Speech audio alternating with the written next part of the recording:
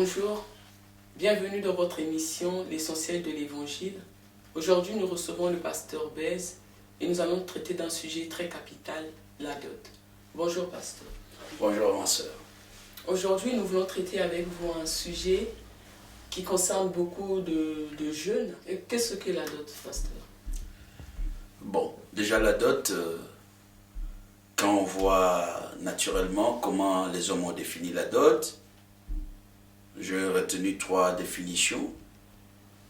Premièrement, on dit que c'est l'ensemble de biens, meubles ou immeubles, donnés par un tiers, donc une tierce personne, il verse à une autre personne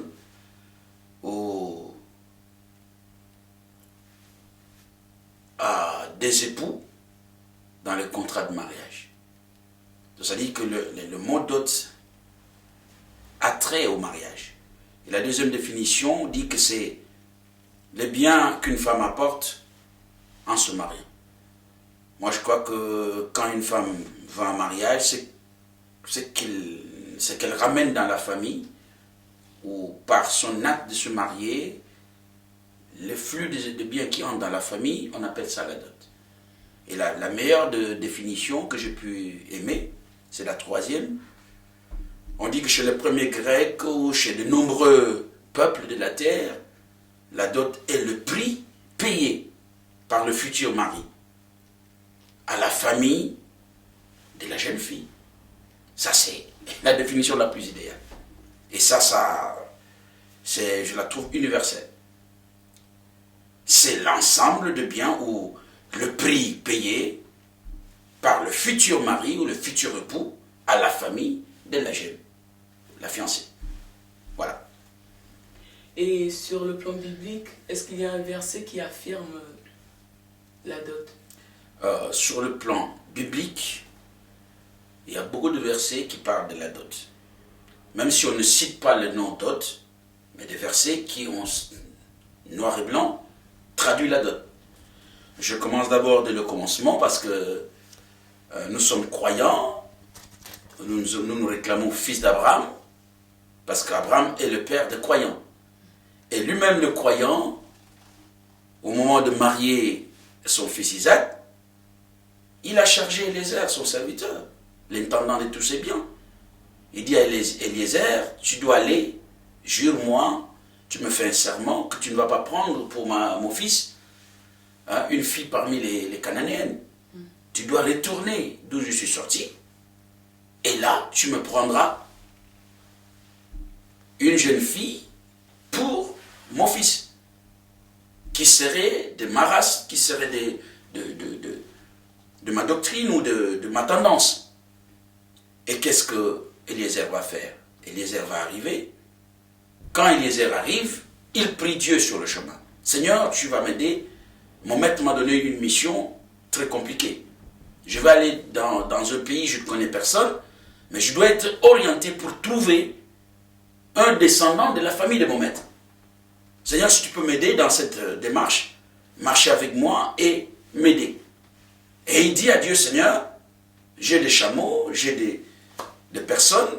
Si je trouve une jeune femme qui va accepter de faire boire et les chameaux et nous les hommes, je comprendrai que c'est cette jeune femme-là que je prendrai pour Isaac, le fils de mon patron. Et regardez comment on parle de cela. Nous allons lire Genèse 24. Genèse 24. Je ne vais pas lire tout le texte parce que c'est long. Je prends juste le verset 37 et nous allons nous arrêter au verset 53. Et c'est là que vous allez comprendre que Abraham, notre père dans la foi, lui qui est l'inaugurateur de la foi, il a commencé d'abord par honorer la famille, d'où il devait aller épouser pour son fils. La Bible dit quoi? Mon Seigneur m'a fait jurer en disant, tu ne prendras pas pour mon fils une femme parmi les filles des Cananéens, dans le pays desquels j'habite. Mais tu iras dans la maison de mon père et dans ma famille prendre une femme pour mon fils. Je dis à mon Seigneur, peut-être la femme ne voudra-t-elle pas me suivre? Et il m'a répondu, l'Éternel, devant qui j'ai marché, enverra son ange avec toi et te fera réussir ton voyage. Et tu prendras pour mon fils une femme de la famille et de la maison de mon père. Tu seras dégagé du serment que tu me fais quand tu auras été vers ma famille. Si on ne te l'accorde pas, tu seras dégagé du serment que tu m'as fait, que tu me fais. Je suis arrivé aujourd'hui à la source et j'ai dit, Éternel, Dieu de mon Seigneur Abraham, si tu daignes faire réussir le voyage que j'accomplis, voici, je me tiens près de la source d'eau et que la jeune fille qui sortira pour puiser, à qui je dirai, laisse-moi pour puiser, à qui je dirai, laisse-moi boire et je te prie un peu d'eau de ta cruche, et qui me répondra, bois toi-même et je puiserai, alléluia, aussi pour tes chameaux, que cette jeune fille soit la femme que l'Éternel a destinée au fils de mon Seigneur. Avant que j'eusse fini de parler à mon cœur, voici Rebecca est sortie, sa cruche sur l'épaule. Elle est descendue à la source et a puisé. Je lui ai dit, donne-moi à boire, je te prie. Elle s'est empressée d'abaisser sa cruche de dessus son épaule. Et elle a dit, bois et je donnerai aussi à boire à tes chameaux. J'ai bu et elle a aussi donné à boire à mes chameaux. Je l'ai interrogée et j'ai dit, de qui es-tu fille? Elle a répondu, je suis fille de Bethuel, fils de Nachor et de Milka. J'ai mis l'anneau à son nez et le bracelet à sa main. Puis je me suis incliné et prosterné devant l'Éternel et j'ai béni l'Éternel, le Dieu de mon Seigneur Abraham, qui m'a conduit fidèlement afin que je prise la fille du frère de mon Seigneur pour son fils. Maintenant, si vous voulez user de bienveillance et de fidélité envers mon Seigneur, déclarez-moi, sinon, déclarez-le-moi. Je me tournerai à droite ou à gauche. Laban et Bethuel répondirent et dirent, c'est de l'Éternel que la chose vient. Nous ne pouvons te parler ni en mal, ni en bien. Voici Rebecca devant toi, prends et va. Amen. Et qu'elle soit la femme du fils de ton Seigneur, comme l'Éternel l'a dit. Lorsque le serviteur d'Abraham eut entendu leurs paroles, il se prosterna en terre devant l'Éternel et le serviteur sortit des objets d'argent. Soulignez dans vos Bibles ou retenez là où vous êtes. Abraham ne laisse pas Eliezer partir sans des présents. Je prie juste la fin du chapitre, mais le début on dit, avant de partir, Eliezer va charger des chameaux. Eliezer va prendre des serviteurs. C'est tout un voyage organisé avec des présents, avec des biens, pour aller payer à la famille qui va accepter de donner leur fille en mariage à Isaac, le fils de son patron. La Bible dit quand ils ont accepté que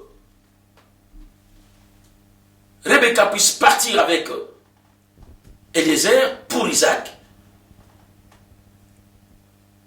le messager s'est mis à genoux, il a béni Dieu et il a sorti les présents qu'il avait apportés. La Bible dit le serviteur sortit des objets d'argent, des objets d'or et de vêtements. Il donna à Rebecca et il fit aussi des riches présents à son frère et à sa mère. Vous comprenez? Donc ça dit, même si on n'a pas mentionné le mot dot, Abraham, qui est le père de la foi, a commencé d'abord par honorer lui-même la volonté de Dieu. Il n'a pas laissé Eliezer partir comme ça, mais bredouille, pour aller prendre une fiancée à son fils. Non. Eliezer a ramené des présents, Eliezer a versé de biens à la famille pour pouvoir prendre Rebecca. Et quand nous descendons dans la même logique, bien aimé, dans Genèse toujours, amen, vous allez voir dans le chapitre 29 que Isaac va donner naissance à Jacob. Et quand Jacob arrive au moment de se marier, Jacob arrive chez son oncle Laban. Dans la maison de Laban, Jacob dit que je vais servir. Je sers pour avoir Rachel. Il a lui-même déterminé, je vais faire 7 années de travaux pour la dot. Même si ce n'est pas mentionné dot, mais il a servi pour. La Bible dit bien, il devait servir pour avoir Rachel. Je vais lire ça. Genèse 29. Quand nous prenons le premier verset, Jacob se mit en marche et il s'en alla au pays des fils de l'Orient. Il regarda et voici, il y avait un puits dans les champs. Et voici, il y avait à côté 3 troupeaux de brebis qui reposaient. Car c'était à ce puits qu'on abreuvait le troupeau. Et la pierre sur l'ouverture du puits était grande. Tous les troupeaux se rassemblaient là, enroulaient la pierre de dessus l'ouverture, puis on abreuvait les troupeaux et l'on remettait la pierre à sa place sur l'ouverture du puits. Je vais descendre, je prends justement le verset 36. Non, le verset 15 d'abord. Puis Laban dit à Jacob, parce que tu es mon parent, me serviras-tu pour rien? Dis-moi quel sera ton salaire. Or, Laban avait 2 filles. L'aînée s'appelait Léa et la cadette s'appelait Rachel. Regardez. Au départ, Laban dit à son neveu que tu es arrivé chez moi, tu vas travailler chez moi, tu vas travailler dans mes troupeaux, dis-moi quel salaire je vais te payer. Mais c'est le jeune homme qui dit, mon salaire va être la dot de qui? De Rachel. Je veux travailler pour avoir Rachel. Donc, dans la coutume de la famille d'Abraham, des enfants de Dieu, ils savent qu'ils doivent payer la dot pour avoir l'épouse. Et Jacob, quand il arrive, son oncle dit, on ne lui a pas imposé de travailler pour verser. Non, c'est lui qui dit. Au départ, c'était qu'il doit travailler. Et l'oncle a dit, quel est le salaire que je vais te verser? Regardez la réponse de Jacob. Jacob aimait Rachel et il dit, je te servirai 7 années pour Rachel, ta fille cadette. C'est Jacob qui dit à son oncle que je vais travailler derrière tes troupeaux pour verser la dot de... Même si on n'a pas mentionné la dot, déjà la dot, le mot dot n'est pas mentionné, mais dans la logique du service, c'était pour avoir Rachel. Et vous allez voir, et parce que la coutume du lieu était que la jeune fille, on ne peut pas la marier avant la grande sœur. Le jour où les 7 années sont accomplies, la nuit, le jeune homme Jacob attend recevoir sa femme Rachel. L'oncle a été les lampes. On dit non, sois dans une chambre noire, on t'enverra ta femme. On envoie Léa. Au matin, le jeune homme dit, mais oncle, ce n'est pas Rachel que j'ai vue. Et l'oncle lui dit, non, chez nous, la coutume ici, on ne marie pas la cadette avant la grande sœur. Mais comme tu as découvert le corps de la grande sœur, tu dois encore travailler 7 années pour payer la dot de qui? De Léa. Vous comprenez? Donc, Jacob doit se retrouver à retravailler encore 7 années pour payer la dot de qui? De Léa. Alors, ça dit que dans la Bible, au commencement même de la vie de l'Église, ou de la vie de la foi, les aînés dans la foi ont appliqué la dot. Alors, aujourd'hui, il y a des tenants dans les églises qui disent non, mais la dot, on l'exige en signe de déshonneur. Parce qu'on a abusé d'une jeune vierge, qu'on doit exiger la dot. Non. Non. La Bible dit dans Exode 22 qu'on doit donner la dot de vierge. Ça dit que toute jeune femme vierge, pour la marier, on devait verser une dot. Et c'est comme ça que l'Exode 22 dit ceci. Si un homme, quand vous lisez le verset 16 et 17, si un homme tombe amoureux d'une jeune fille vierge, et que cet homme arrive à découvrir la nudité de cette jeune femme sans l'avoir épousée, cet homme sera obligé de verser la dot pour réparer. Ou parce que c'est une vierge que tu as pu prendre, tu ne vas pas la laisser, tu es obligé de la marier et tu verses la dot à ses parents. C'est là que le mot dot surgit ou apparaît. Et quand Jacob s'installe vers les Shichémites, sa fille Dina va être abusée par le fils de qui? De Hamor, Sichem. Donc le prince de Sichem, son père s'appelait Hamor. Maintenant Dina a été abusée par le fils de cet homme. Et pour demander réparation ou pour vouloir réparer, c'est Sichem ou Hamor, le père de Sichem, qui propose à Jacob que parce que vous êtes venu vers nous, nous devons faire alliance avec vous, donnez votre fille en mariage à mon fils. Et nous allons verser une très grande dot. Ça c'est dans Genèse 34. Vous allez lire le verset 11 et vous descendez. Voilà un peu, dans la Bible, déjà au commencement, nos aînés dans la foi ont appliqué la dot. Pasteur, dites-moi, quelle est la véritable symbolique de la dot? Alors, la symbolique de la dot, s'il faut me parler de la symbolique, elle est énorme. La dot incarne 3 aspects où il y a 3 choses attachées à la dot. Ça symbolise d'abord l'honneur. 2, la capacité du futur époux à prendre en charge une femme. Et 3, la réjouissance que tu apportes à la famille. Hein? C'est un jour de joie. L'homme qui entre dans la famille doit égayer la famille. 3 choses importantes. Tu ne dois pas entrer dans une famille et tu attristes cette famille. Non. Donc d'abord, il faut honorer la famille. 2, il faut prouver que je suis capable aujourd'hui d'être un homme et prendre une femme en charge. Et de 3, je dois répandre la joie dans cette famille. Et vous allez voir pourquoi je dis ces choses. Regardez, pour l'honneur, Hébreu dit quoi? Hébreu chapitre 13. Que le mariage soit honoré de tous. Voyez? Hébreu 13, le verset 4. Que le mariage soit honoré de tous. Et le lit conjugal exempte de souillure. Car Dieu jugera les impudiques et les adultères. Le mariage doit être honoré de tous. faudra que la famille où tu es entré soit honorée par le fait que leur fille va en mariage.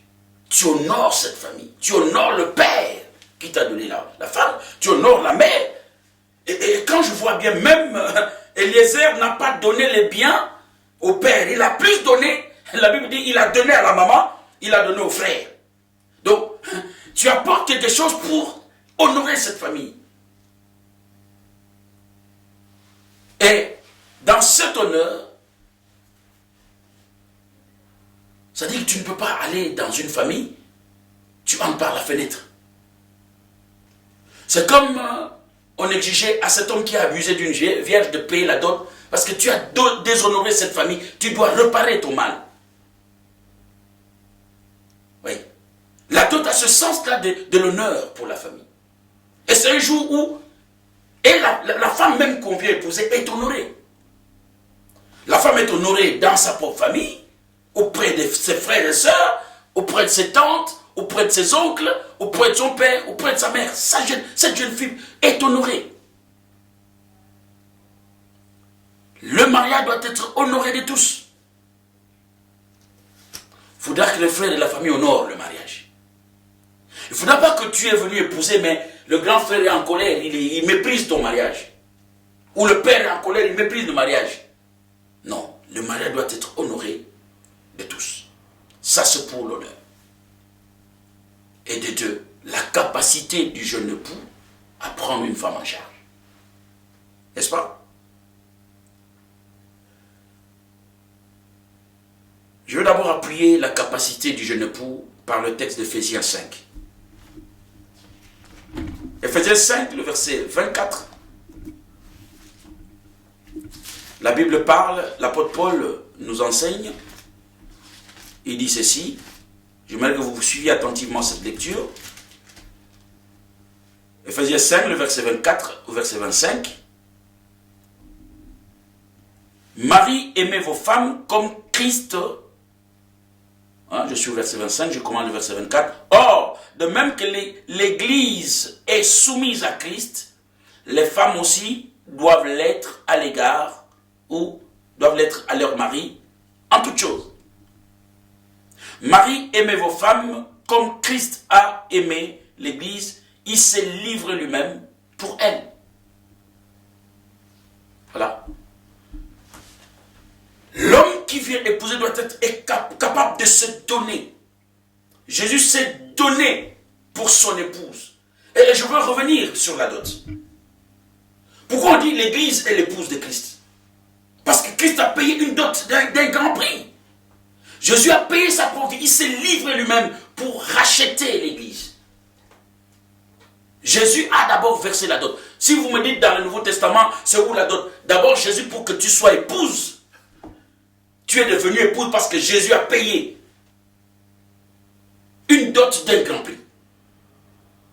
La Bible dit, il s'est livré lui-même, il s'est donné pour acquérir l'Église et la faire paraître sans tache et glorieuse. Il a payé un grand prix. Donc, il faudra que l'homme qui vient épouser soit capable d'assumer une responsabilité. Et c'est au travers de la dot qu'on sait que cet homme qui vient chercher la main de notre fille sera capable de nourrir notre fille. Vous voyez? Ça veut dire que, et je veux rentrer dans ce symbolique-là. Pourquoi on demandait dans la dot des choses qui ont de la valeur?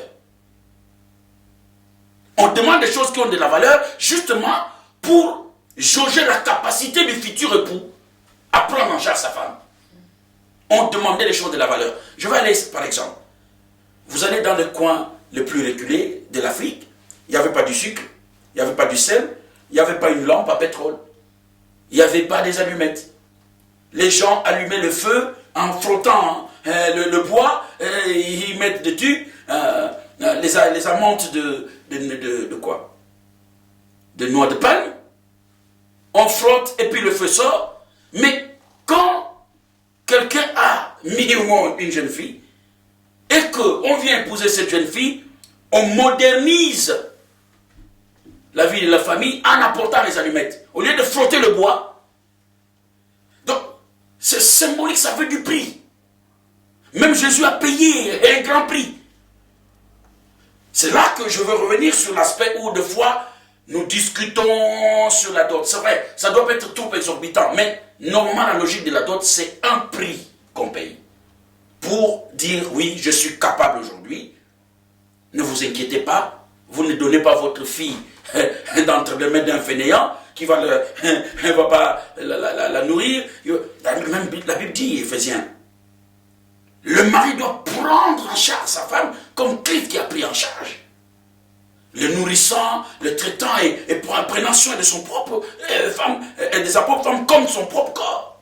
Que la dot, dans l'idée, on demandait des choses de valeur. Et même, vous voyez, Abraham, Eliezer donne des choses de valeur. On dit les biens en argent, les biens en or, voyez, et des vêtements. Ce n'est pas n'importe quel vêtement, c'est des vêtements de valeur. C'est-à-dire que la symbolique de la dot, quand le mari vient, il doit amener des choses qui vont amener la différence dans la famille. Et surtout dans ce milieu traditionnel où on demandait le sel, on demandait le sucre, on demandait le café, on demandait une lampe à pétrole, parce que les gens allumaient avec des tissons. Alors, ça amenait une touche de modernité à cette famille-là. Ils ont une lampe. C'est quoi? Parce que on a épousé leur fille. Donc, le mari est dans mon pays, on dit, l'homme, mon mari est capable. À une certaine époque, il fallait que l'homme soit capable de donner à sa femme le wax. Acheter des étoffes qui ont du prix. Donc, la femme qui mettait l'étoffe qui a du prix, on dit, son mari est capable. Alors, tu dois prouver cette capacité déjà aux premiers instants en venant chercher la fille d'autrui. Donc, on ne peut pas prendre et on donne à un fainéant, quelqu'un qui dort, quelqu'un qui va le matin, regarde la femme, si la femme a mis quelque chose à la marine. Non, l'homme est le chef de la famille. C'est l'homme qui doit se battre au matin pour le déjeuner de la famille, qui doit se battre pour que la famille trouve de quoi vivre. Voilà. Donc, pasteur, à vous entendre, ces frères à l'église qui ne travaillent pas, mais pourtant qui veulent se marier, qu'est-ce que vous pouvez leur dire aujourd'hui? Ma soeur, la parole de Dieu dit ceci, celui qui ne travaille pas, qui ne mange pas, non plus. Dieu n'est pas un fainéant. Quand on lit le texte de Genèse, Dieu a fait 7 jours. Et dans les 7 jours, Dieu ne s'est reposé qu'en 7 jours. Dieu aime le travail. On ne peut pas donner sa fille à quelqu'un de fainéant. Ça, c'est déjà un problème. C'est déjà sujet de discorde. Voyez, je ne dis pas qu'on ne donne pas aux jeunes frères qui ne travaillent pas. N'est-ce pas? Il y a des gens qui ne travaillent pas parce que les circonstances autour d'eux ne permettent pas qu'ils travaillent. Nous sommes en Europe, par exemple, je peux me retrouver, je n'ai pas un papier. Mais ça ne veut pas dire que je suis fainéant, que je ne veux pas travailler. Le manque du papier m'empêche d'aller travailler. Je peux avoir la connaissance ou les capacités pour travailler, mais je ne suis pas à même de me lancer au travail. C'est différent. Les jeunes sœurs doivent observer, ou les familles doivent observer. Quand un homme a l'avenir, ça se voit. Quelqu'un qui a l'avenir, ça ne se cache jamais. La grâce, on ne la cache pas. Quelqu'un qui a la grâce, quelqu'un qui a l'avenir, même si aujourd'hui il est à pied, on sait que non, ce jeune homme, dans 2 ans, il ne sera pas à pied. Voyez. Ce jeune homme, il est aujourd'hui chômeur, mais quand vous le voyez, vous pouvez vous dire non, ça c'est pas un garçon fainéant qui ne produira rien. Non, il y a de l'avenir. L'avenir avec les personnes qui ont le nez pour voir ou la fleur ou la grâce de Dieu. On peut voir, je peux venir aujourd'hui informer vie. Mais ma belle famille ou la fiancée vers laquelle je suis allé peut regarder, non, ce garçon, je pense qu'avec lui, il y aura de l'avenir. Il y a beaucoup de modèles dans la foi. J'ai toujours souvent écouté le pasteur Dallot. En commençant sa vie avec sa femme, ce n'était pas aussi facile. Nous-mêmes, nous nous sommes mariés, n'ayant pas un travail sûr. Mais on savait donner notre temps à faire des choses qui pouvaient changer notre lendemain. Et bien voilà. Quand vous trouvez quelqu'un, même si à présent il n'a pas de travail, mais c'est quelqu'un qui a de l'avenir, quelqu'un qui a une bonne réflexion, quelqu'un qui a des capacités. Ne fermez pas la porte pour que la personne entre dans votre famille. Ouvrez la porte. Et par contre, de tels genres de personnes sont toujours reconnaissants dans la suite. Quand il sera béni, il comprendra que ces gens n'ont pas regardé ce que j'étais hier. Ils m'ont compris dans mon état, et ensemble on a fait route, et ensemble on partagera le moment de gloire que Dieu peut accorder. Donc voilà. Ce serait un obstacle d'empêcher à un jeune homme qui a de l'avenir d'épouser votre fille parce que vous regardez aujourd'hui qu'il n'a rien. Peut-être, j'ai écouté le pasteur Dallot, une sœur qu'il avait fiancée quand il était informé et vide, qui a dit non, moi ma famille m'a fait voyager aux États-Unis, si tu as le moyen, suis-moi là-bas, on va se marier. Elle a pris l'avion, elle est partie. Mais un jour, Dallot arrive aux États-Unis, il prêche dans une assemblée, la sœur est dedans. Et à la fin du culte, va voir, ah oui, vous êtes aujourd'hui aux États-Unis. Regarde, je suis ici, je suis venu, mais rien n'a marché. Et les enfants de Dallot ont étudié aux États-Unis. Voyez. Donc la vie, on ne peut pas se dire, non, il n'a pas de temps. Non, on voit les potentialités de la personne qui vient vers vous. Si, et d'ailleurs, comme je l'ai dit, et c'est là même le but de la dot. S'il ne travaille pas, vous lui dites non, bon, vous venez dire vous voulez notre fille, apportez-nous tel. Si dans son manque de travail, il est capable de venir apporter ce que vous avez demandé, c'est que c'est un homme capable. Qui sait user de ses relations, qui sait user de sa tête, de ses capacités, et il réunit ce que vous avez besoin, il vient vous donner. Ça dit que c'est un homme capable. Et j'ai dit, je ne sais pas si vous avez une question, sinon je rebondis au troisième aspect, à la troisième symbolique du mariage. Pasteur, lorsque vous avez parlé des capacités de l'homme qui vient pour verser la dot, une question est montée, surtout pour ces jeunes dont vous avez parlé qui n'ont pas de travail actuellement, mais pourtant on sait lire en eux des signes. Qui doit verser la dot en ce moment? Est-ce les parents? Est-ce le jeune homme? Alors, la question elle est pertinente. Déjà, je dois faire la part des choses. Il y a des familles, comme on a vu avec Abraham, où papa est riche. N'est-ce pas? Papa est béni. Eliezer dit que Dieu a béni mon patron, mon Seigneur, de beaucoup de biens, de troupeaux, de tout ce qu'il faut. Même des hommes. Il est très riche. Et il a tout donné à son fils Isaac. Oui. Donc c'est Isaac qui verse la dot. Parce qu'il est héritier. N'est-ce pas? C'est comme aujourd'hui, moi j'ai les moyens. J'ai les moyens, je suis riche. Mon fils arrive à l'âge de se marier. N'est-ce pas? Je ne verse pas la dot. Je voyais mon grand-père faire ça. Il ne verse pas la dot. Il appelle son fils. Je pense que tu as l'âge de te marier. Et voilà, à ta disposition, tu as tel avoir. Qu'est-ce que tu as pour faire la suite des choses? Ça dit qu'un père responsable, je sais que mon fils a l'âge de se marier. Je vois dans ma part d'héritage, qu'est-ce que j'ai affecté pour sa vie. N'est-ce pas? Normalement, l'héritage ne se partage pas qu'après la mort de l'homme qui est riche ou du patron ou bien du père. Un père responsable de son vivant peut déjà affecter son patrimoine par rapport au nombre des enfants qu'il a. Je sais un bien, bon, tel bien va être à tel fils, et je peux même pendant le vivant dire à ce fils, tu vois le bien qui est à tel endroit, tous les fruits qui sortira de là sont à ton compte. S'il est encore mineur, j'orienterai cet argent-là, j'affecterai cet argent dans un compte qui attend son âge de majorité. Et il y a certaines personnes qui prennent des assurances pour leurs enfants comme ça. Tu mets une assurance en place, les fonds sont logés là-bas, et dès que l'enfant a l'âge de la majorité, cet argent lui permet de faire les études, cet argent va le permettre de pouvoir se positionner dans la vie. Donc normalement, c'est le jeune homme, c'est la personne qui marie, qui verse la dot. Et même quand le parent, quand il verse, ils ne versent pas en leur nom, ils versent au nom du jeune homme. Oui, ils versent au nom de l'enfant. Donc, et la suite de la question était que... quel conseil vous pouvez donner à ces jeunes qui n'ont pas encore les moyens et n'ont pas de parents qui peuvent verser pour eux la dot et qui prennent les jeunes filles... Qui veulent prendre les jeunes filles en mariage? Le seul conseil, c'est de travailler. De s'assumer.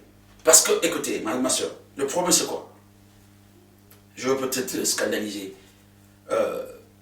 Je me suis marié très jeune. Nous sommes un soir, ma femme et moi, nous savons que nous n'avons rien à la maison. En banque, on n'a rien. Présentement aussi à la maison, on n'a rien. Mais à 9 h du matin, quand nous nous réveillons au lit, ma jeune femme m'a dit je veux déjeuner et je veux des omelettes. Ok? Alors, humainement parlant, j'aurais pu lui dire, mais ma soeur, tu sais qu'on a dormi hier soir, on n'avait rien, comment je vais m'acquérir des omelettes? Je ne suis pas en Europe, hein, c'est le contexte où on est au pays. Hein. Les omelettes, c'est un petit luxe. Ok? Donc, c'est-à-dire, avoir un plateau de œufs, c'est un petit luxe. Je ne dis pas, ma soeur, tu sais qu'on a dormi, hier soir on n'avait rien, comment tu me demandes des omelettes? Non. Je m'assume comme un homme responsable. Je sors du lit, je la laisse sous le drap, je fais ma prière matinale, et ma tête commence à chercher comment trouver la solution ce matin. Donc, ce que je dirais aux jeunes gens, le mariage, c'est pas seulement le plaisir d'être avec une femme à côté, non, c'est des responsabilités qui entourent tout ça. Donc, ça dit que tu dois t'armer à ton esprit qu'un matin, la belle famille peut arriver et vous devez déjeuner ensemble. Ce n'était pas prévu dans ta tête d'acheter le jus ce matin-là, d'acheter... Non, tu es obligé.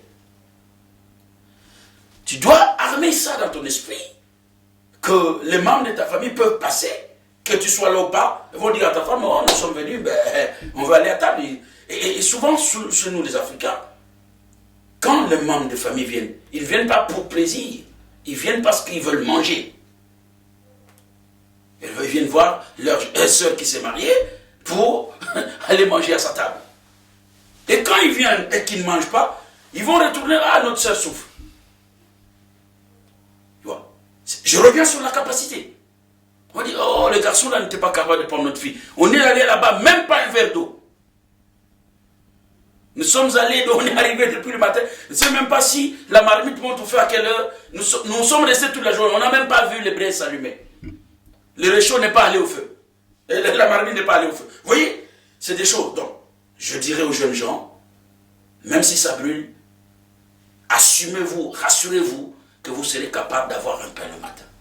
Vous travaillez. Il faut être courageux. Le courage peut vous aider à beaucoup de choses.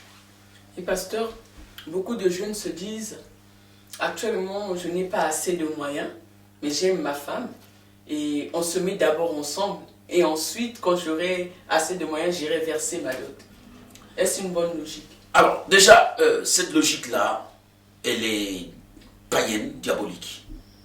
Parce que les païens commencent par mettre la charrue devant le bœuf, mais normalement on ne met jamais la charrue devant le bœuf. N'est-ce pas? Dans toute chose, il y a une procédure. Dieu a dit, ou Jésus a dit, à César ce qui est, rendez à César ce qui est à César. Luc 22, verset 25. Rendez à César ce qui est à César. Tu ne peux pas prendre une fille d'autrui et être avec. Ça s'appelle, même en droit, on appelle ça des relations de fait. C'est une relation qui n'est ni connue par l'État, ni connue par quoi que ce soit. Si vous avez un conflit, vous n'allez pas voir l'État pour dire on était en couple. Non, l'État va vous dire non, on ne vous connaît pas. Pour que l'État reconnaisse qu'il y a eu un couple, vous devez venir devant l'officier de l'État civil, déclarer que vous êtes en couple.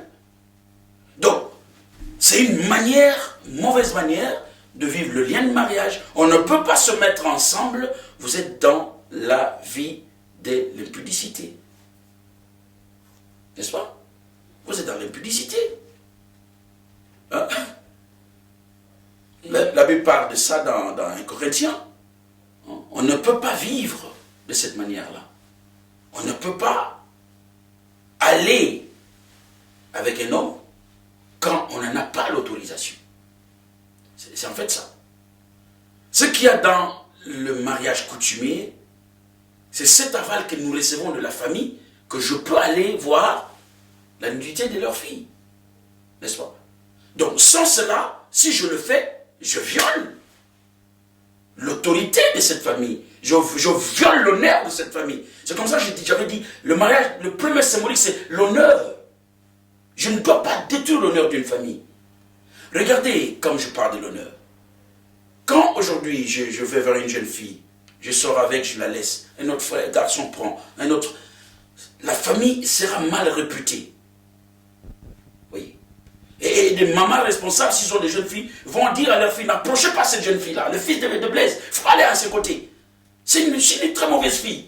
Pourquoi on dit que cette fille est mauvaise? À cause du déshonneur que la fille a apporté en marchant derrière les garçons. Une mère responsable ne voudra jamais voir sa fille être en compagnie de cette fille-là, qui marche mal. Et ça rejoint la logique de la Bible. L'apôtre Paul dit quoi? La mauvaise compagnie corrompt les bonnes mœurs. Si ma fille commence à aller vers une fille qui change des garçons comme ils changeaient des chemises ou des robes, moi je serai inquiet parce que ça va infecter. J'aime dire aux gens, le monde où le droit a étudié l'homme et a compris que l'homme a toujours été entraîné par ce qu'il voit. C'est pourquoi on vous bombarde des fois des images, on vous bombarde des films, parce qu'on sait qu'en regardant, ça va semer en vous une manière de vivre que vous avez vue, que vous avez captée dans les images. Pasteur, l'entraînement est facile. Pasteur, que pensez-vous de ces églises qui bénissent des couples, sachant qu'ils n'ont pas encore versé la dot? Déjà c'est pas logique. Une église ne peut pas justifier l'injustifiable. Que ce soit l'église ou la mairie. La mairie, déjà, dans le contexte où nous sommes, dans un pays laïque, où tout est laïcisé, de foi, la mairie ne pose pas ces questions-là pour voir est-ce qu'au niveau de la famille, les choses sont en ordre.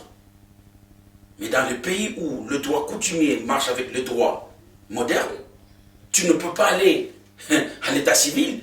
L'état civil va te demander, et d'ailleurs il posera la question. Avant que nous ne célébrions ce mariage, nous sommes convaincus qu'au niveau familial, les choses sont en ordre.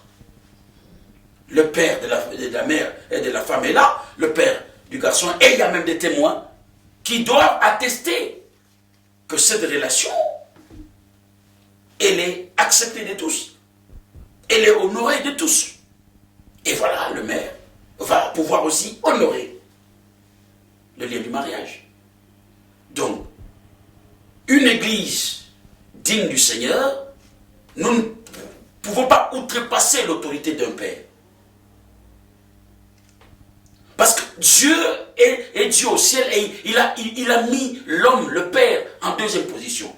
Honore Dieu, honore ton père. C'est alors que tu vivras longtemps. Il y a des enfants qui apportent le déshonneur. Le sens de l'honneur, on n'a pas. Dieu dit honore ton père. C'est alors que tu vivras. Comment tu honores ton père? Je suis une jeune femme, on veut me demander un mariage. Je dis à l'homme, non, va d'abord voir mon père, honore-le. C'est pour me garantir, moi, la vie et la bénédiction. N'est-ce pas? Donc, une église qui outrepasse l'autorité d'un père. Je suis pasteur, je ne peux pas dire non, la parole de Dieu a dit non, il n'y a plus. Moi, j'étais choqué d'apprendre aujourd'hui les églises, ou les soi-disant églises, des hommes de Dieu. Et je veux souligner cet aspect important des choses. L'apôtre Paul a dit, dans les derniers jours, il y aura des temps difficiles, les gens se donneront une foule de docteurs qui leur enseignera ce qu'ils veulent. Dans ce foule de docteurs, qu'est-ce qu'ils enseigneront? Ce que les hommes aiment. Aujourd'hui, ils vont vous dire, n'allez plus dans les églises. bâtiment. N'allez plus payer les offrandes, n'allez plus payer les dîmes. Vous faites des pasteurs, des célébrités.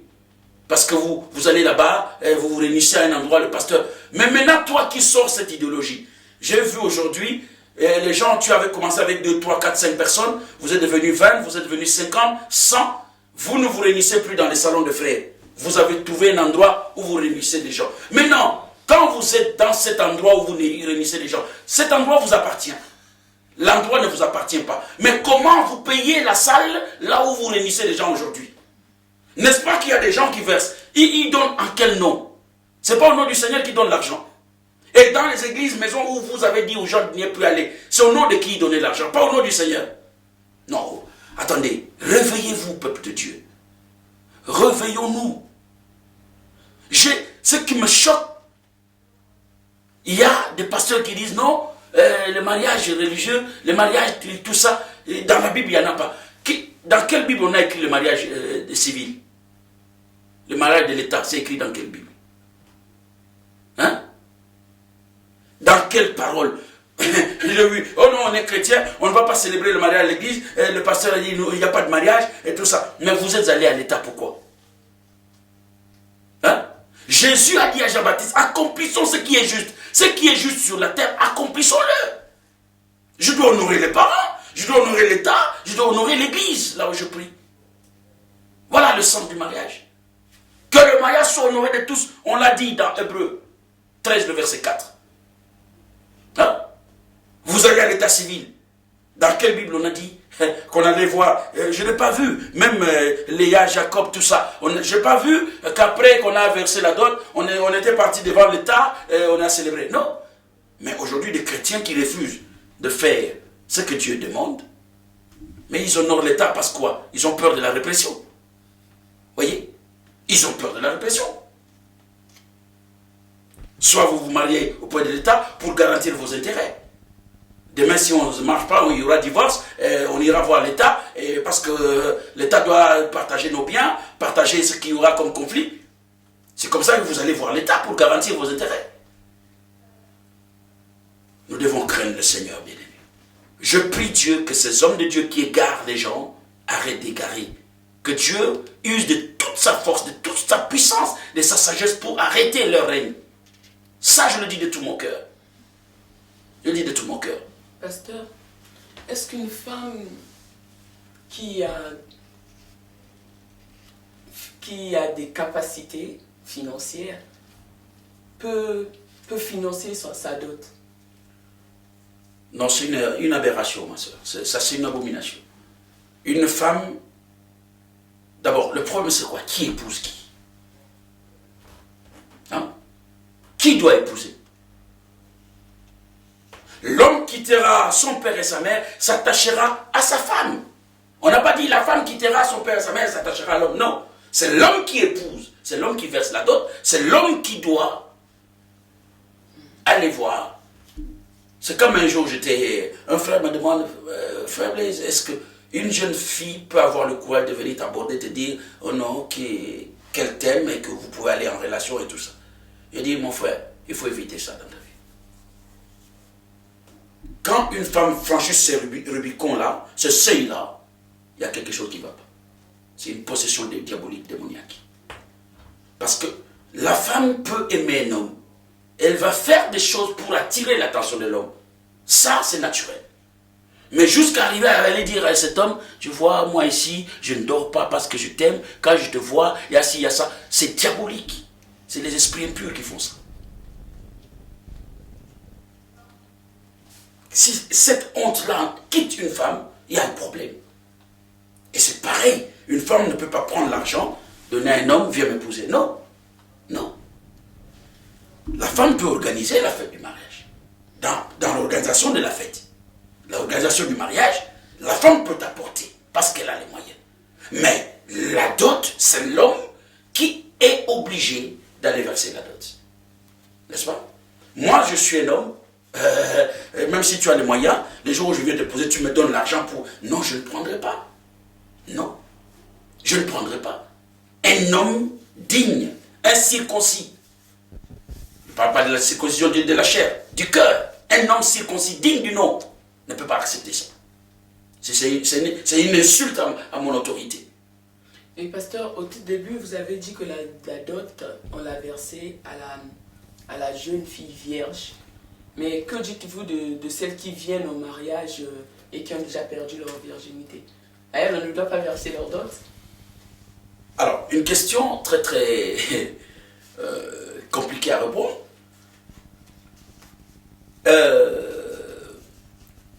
Déjà, c'est le prix que cette femme vaut devant le mari. N'est-ce pas? Qu'est-ce que cette femme vaut devant l'homme qui veut l'épouser?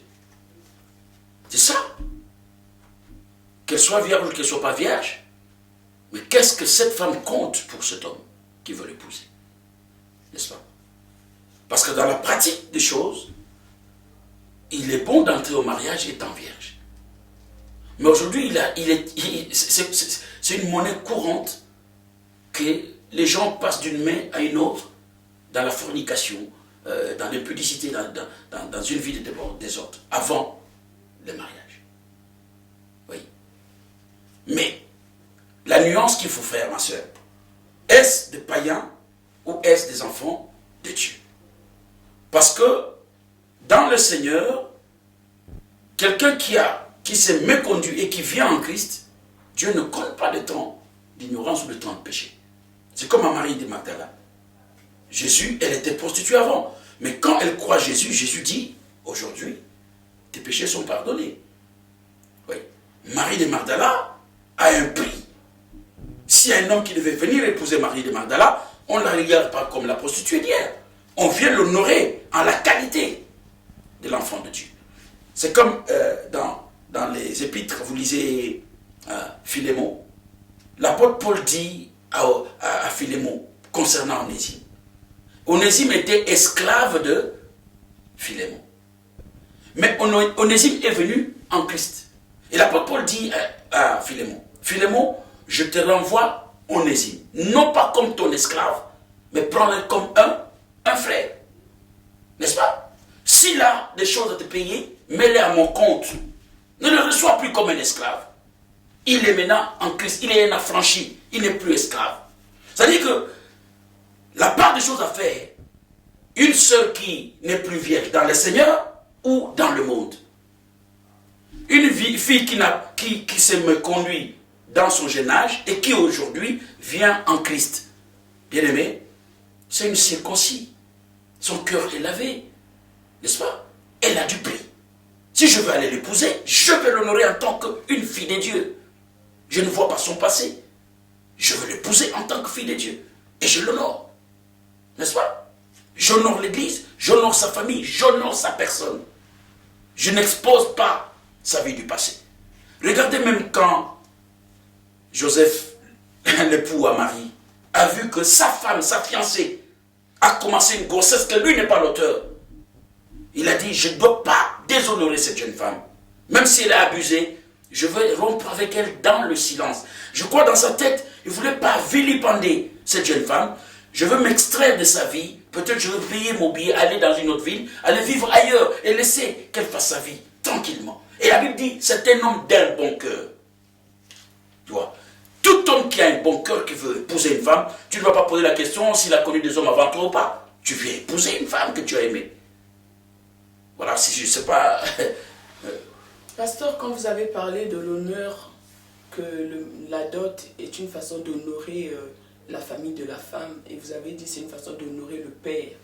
Aujourd'hui, nous avons beaucoup de jeunes filles orphelines qui ont perdu leurs parents et qui se disent, elles prennent comme excuse le fait que leurs parents ne sont plus en vie pour que, voilà, que son fiancé ne verse pas sa dot. Alors, est-ce le père n'a pas de frère? Si aujourd'hui je meurs, mais j'ai mes frères qui sont derrière moi. Et ils peuvent, en mémoire de leurs frères, se réjouir. Au nom de leurs frères, rendre grâce à Dieu, pourquoi pas? Ça, c'est de la méchanceté. Ça, c'est de la méchanceté.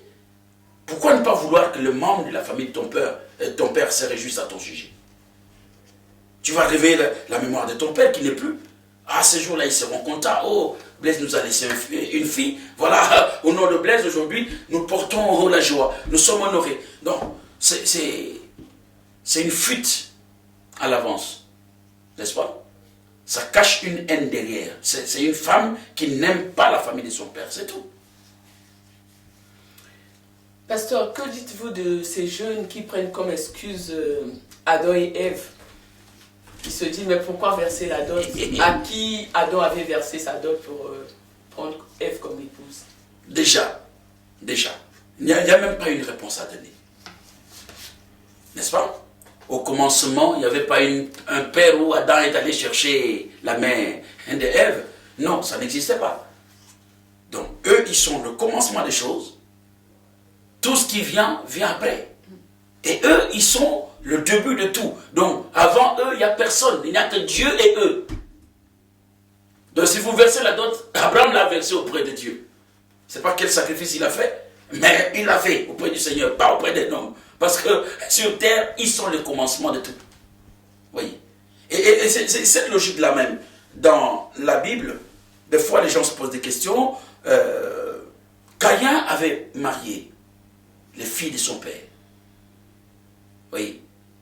Au commencement des choses, il n'y avait pas l'inceste. Caïn a épousé les filles de son père, de sa mère. Seth qui est venu après a épousé les filles de son père et de sa mère. Et à ce temps-là, on pouvait accepter la polygamie. Parce que multipliez-vous, remplissez la terre. Papa a donné 5 filles, nous sommes 2 garçons, on se les partage. N'est-ce pas? Le monde est parti comme ça. Il n'y avait pas d'inceste. Mais plus les gens se sont multipliés, Dieu vient avec Moïse, il met la loi. Vous ne prenez plus votre soeur parce qu'il y a d'autres femmes à côté, allez les chercher pour vous. Que les autres frères là-bas viennent chercher vos soeurs. Et voilà. Mais au commencement, ce n'était pas comme ça. Les frères prenaient leurs soeurs et il n'y avait pas de tabou. Il n'y avait pas de maladie héréditaire. Non, parce que c'était ça la volonté de Dieu au commencement. D'un petit arbre, les branches sortent et au fur et à mesure, l'arbre va, la cime monte, les branches aussi s'étendent. Vous n'allez pas critiquer le tronc au début, mais pourquoi tu es resté collé? Non, le tronc devait être comme ça pour permettre que les branches s'étendent. Donc voilà un peu la sagesse de Dieu. Dernière question, pasteur. Oui. Est-ce un péché de s'embrasser avant la dot? Déjà. La Bible est très riche, j'aime bien la Bible. Le sage Salomon a dit ceci: on ne réveille pas l'amour avant le temps. N'est-ce pas? Mais parce que je ne veux pas forniquer, je ne veux pas tomber dans l'impudicité. Qu'est-ce qu'il y a à faire? Il faut éviter le contact. Parce qu'il est difficile de limiter le péché. Le péché, tu vas dire non, je veux commencer jusqu'à un certain niveau, je ne continuerai pas. Non, le péché, on ne le maîtrise pas. Jésus a dit de fuir l'impudicité. Le Seigneur ne nous a pas recommandé de résister. Hein? Ou prier face à l'impudicité. Non, tu tomberas, mon frère. Tu tomberas, ma soeur. Et il y a des jeunes sœurs qui disent non, moi je prie, je vais aller simplement, Non, tu tomberas. Quand tu commences déjà, il y a des jeunes femmes sages. Le frère qui veut te prendre en mariage, c'est vrai, vous êtes aujourd'hui amis, vous êtes fiancés. N'est-ce pas? Nous, on connaît des jeunes sœurs qui ont commencé des fiançailles avec des garçons, où tout allait bien, à un moment, le garçon profite parce que vous êtes resté longtemps, te dit non, mais moi, certainement je vais te marier, mais tu sais, je suis là pour toi, je te prendrai. Un jour, il abuse de tout. La plupart du temps, je n'ai pas vu ces fiançailles-là aller jusqu'au bout. Oui. Pourquoi? Parce que tu n'as pas compris qu'on ne laisse pas à l'ennemi l'occasion, on ne laisse pas au péché l'occasion de se concevoir et de se matérialiser. Quand un péché est conçu, si tu ne l'anéantis pas à son embryon, il va se concevoir et il va se mettre en place. Voilà. On conçoit, mais il faut vite faire pour défouler, pour ne pas consommer le péché. C'est-à-dire que si tu commences par embrasser, les embrassades amènent toujours loin.